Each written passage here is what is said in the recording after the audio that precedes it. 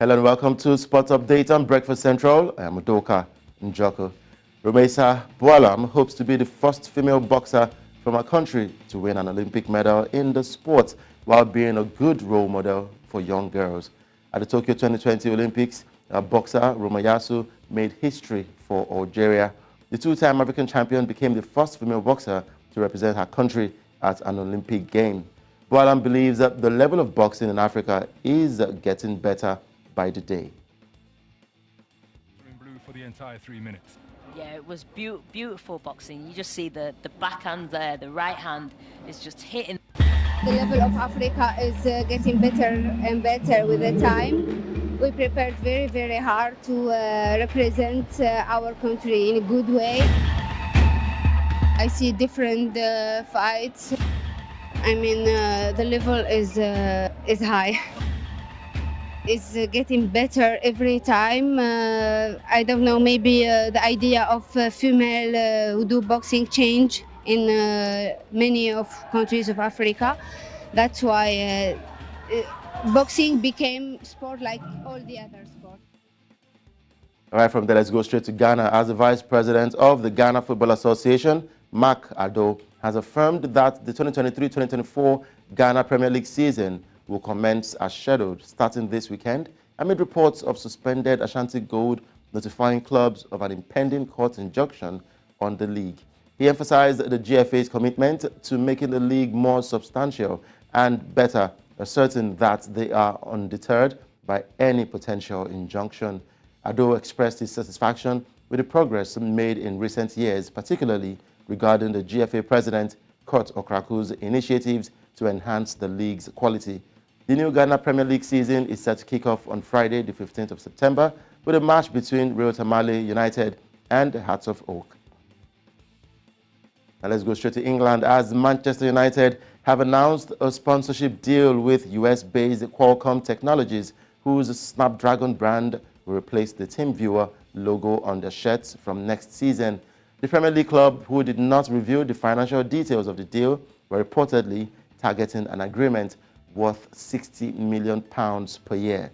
It is understood the figure equals or even surpasses the previous biggest shirt deal in football history. United have not won the Premier League since former manager Alex Ferguson retired in 2013. Eric Ten Hag's team have won just 2 of their first 4 league matches this season, with fans voicing their frustration at unpopular owners, the Glazers. United's share price tumbled last week after reports that the Glazers had halted plans to sell the club. From there, let's go straight to Poland, as Fernando Santos has been sacked as manager of the national team after 6 games and less than a year in charge. Poland lost 2-0 to Albania on Sunday, the 3rd defeat in 5 competitive games under Santos, and dropped to 4th in Group E of the Euro 2024 qualifying round. Poland's next match is a qualifier against Faroe Islands in October. The 1-0 friendly win over Germany in June was a high point of Santos's short tenure. Poland trailed Albania, Moldova, and Czech Republic in the European Championship qualification campaign. Despite entering the group as top seeds, they can still qualify for the tournament via finishing in the group's top 2, but need other results to go their way.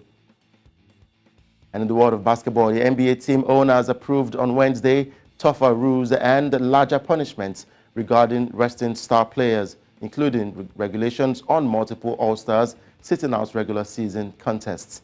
The player participation policy vote gives the league office more oversight and power to punish violators, with fines of about $100,000 for a first violation and $250,000 for a second, and each addition fine costing $1 million more.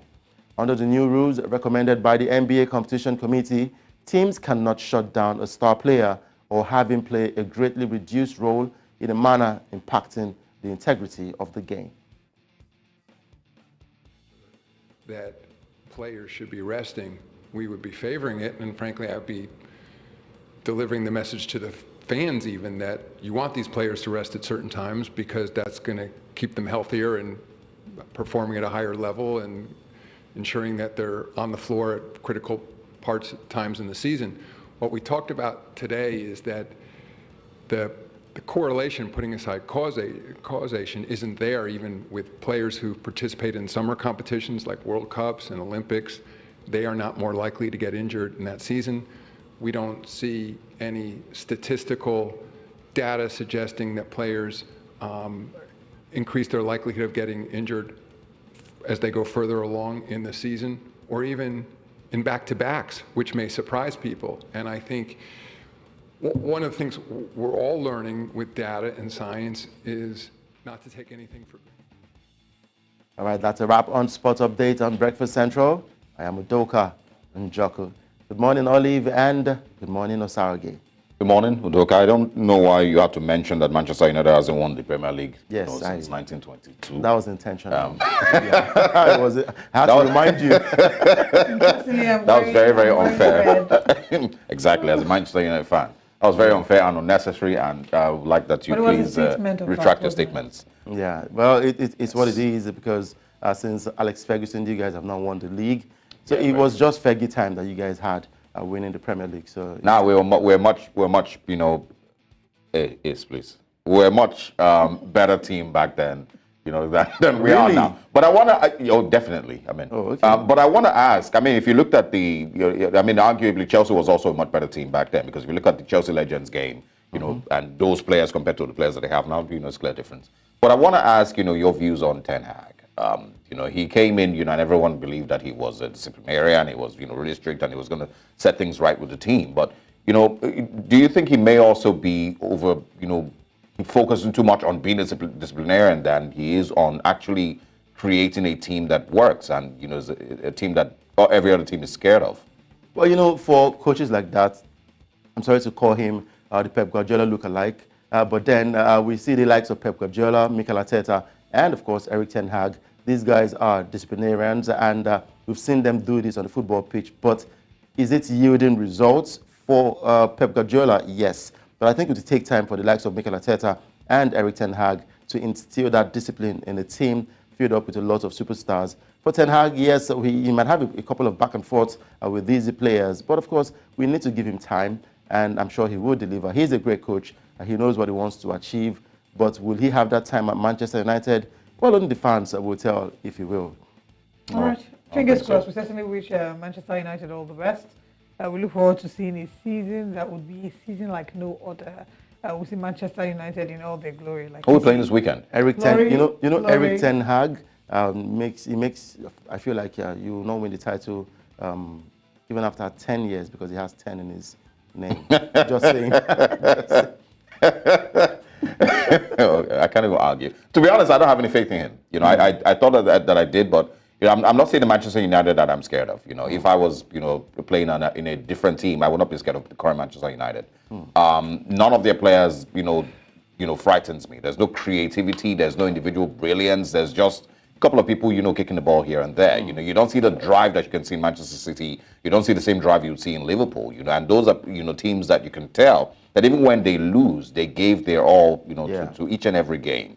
Manchester United doesn't have that. You know, they're just, you know, let's take one game at a time. Today we win, tomorrow we lose. The next day we, you know, play a draw. You know, we score 2 goals and eventually they equalize. It's just it's a mess. It's a complete mess. They will shock you. I'm sure I would not be shocked. We'll see how far they will go this season. Will shock you. It's been not a great opening, but greater is the ending of a thing than its beginning. Wow. Heartbreak Thank you so much. Heartbreak brings motivation, so it's fine. Thanks for stopping by. Udoka, thank you for stopping by with sports. Thank you. And a little bit of shade.